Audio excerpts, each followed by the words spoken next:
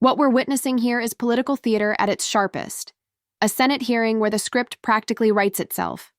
Senator Welch comes armed with flight tracker data, celebrity names, and receipts. Director Patel counters with legal technicalities, operational justifications, and a dash of deflection. It's the classic Washington confrontation. Hypocrisy allegations meet bureaucratic defense mechanisms. The irony is impossible to ignore. Let me ask you another question.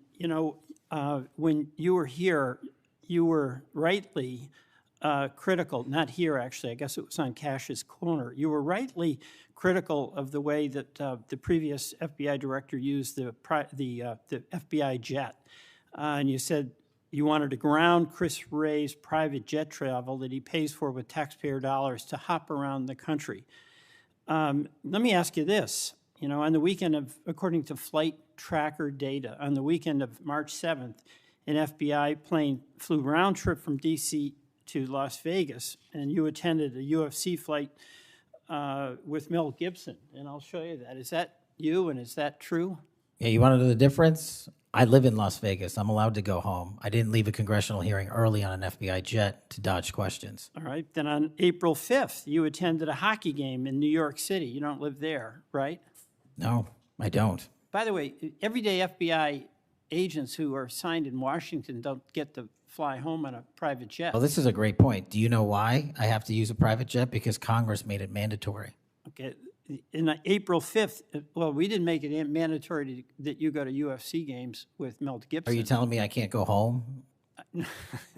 You got to use some judgment here. So when I'm at home, I can't do what I'm doing when I go home. Everybody else is allowed to go home, just not me. Let me keep going. No, I'm glad you go home. I love to go home. But I don't go home on a private jet. On April 5th, they're not mandated to do so. You attended a hockey game in New York City with Wayne Gretzky. And Flight Tracker says the FBI jet took you to and from New York City, where you don't live, right? That's correct. And on April 12th, on the following weekend, you attended a UFC fight in Miami, also on the FBI jet, right? That's correct. So what's the cost to the taxpayer for those 3 flights? I pay the commercial equivalent per the regs and the law. And so just so you know, when you are comparing me to prior directors... I asked what the cost was, and you don't know, I take it. Yeah, and what I've done with the use of the private jet is use Andrews Air Force Base versus Reagan National as what the other directors have done to save the taxpayer dollars. Bottom line here, you flew home to Las Vegas. There's nobody else in the FBI who gets paid. They have to pay their own way if they want to go home, right? I mean, right? Well, that's not accurate. Depending on where you're stationed, the FBI covers the bill to get home. So are you telling me that FBI agents who are assigned in Washington, but who may live in Charlotte, they get paid by the FBI to Sometimes they do, yes. Right. Another thing I want to say is this. Our local law enforcement has been stiffed. About $500 million in cop grants have been taken out of the budget. Those really help us in Burlington. They help us in Rutland. They really are important. And why in the world would we be cutting those cop grants when we need that local law enforcement, in part to partner with you?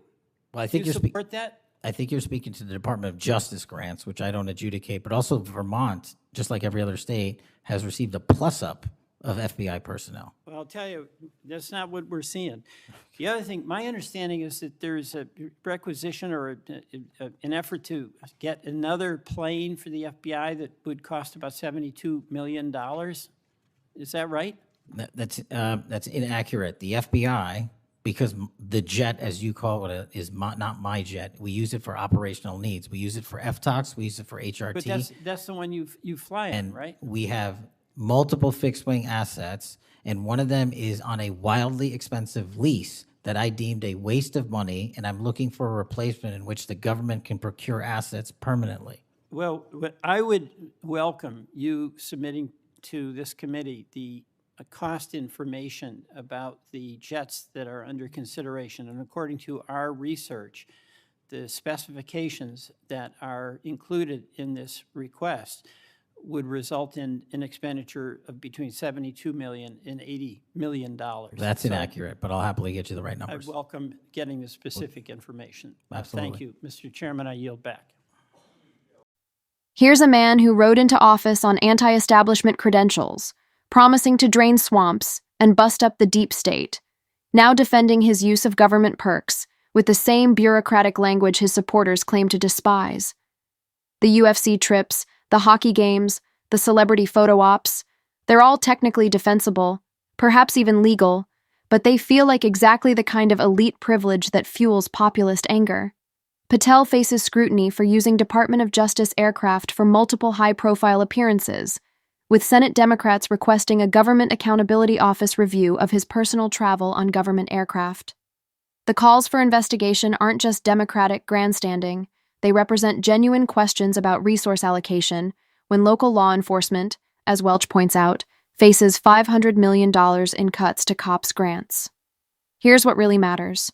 Patel's defense that FBI agents who are stationed in different cities sometimes get travel covered is technically true but emotionally tone-deaf.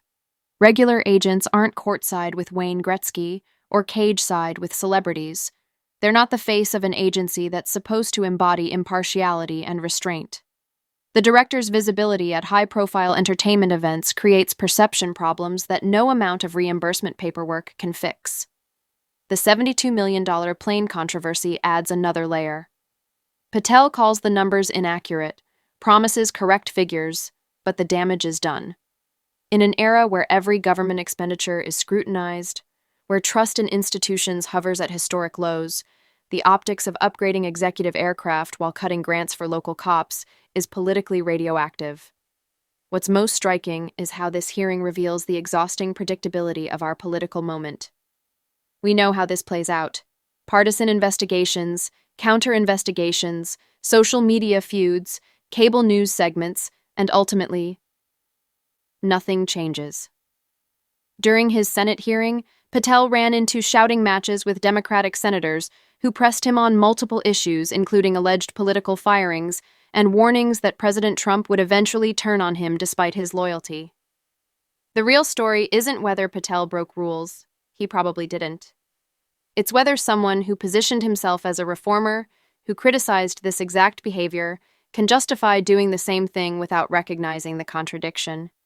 It's about judgment, about understanding that leadership at this level requires not just legal compliance, but exemplary restraint. You can follow every rule in the book and still make choices that undermine your credibility and your agency's mission. This exchange will be forgotten in a week, replaced by the next controversy, the next hearing, the next set of gotcha questions. But it should linger as a reminder that institutional trust isn't rebuilt through technicalities and fine print.